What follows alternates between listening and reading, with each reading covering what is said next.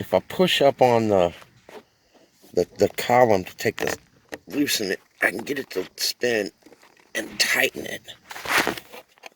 So it's tight on that one anyways. So I wonder if someone just had that off and just didn't tighten it and we lost ground.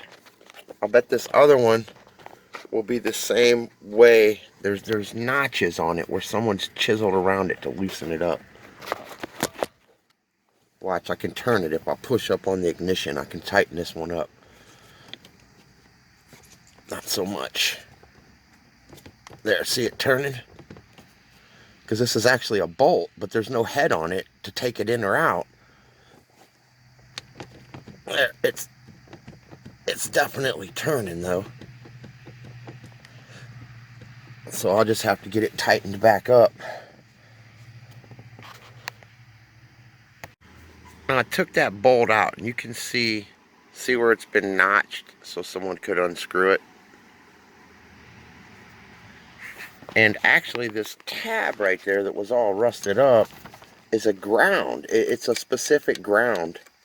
So I took that off and I sanded it, cleaned that all up around there.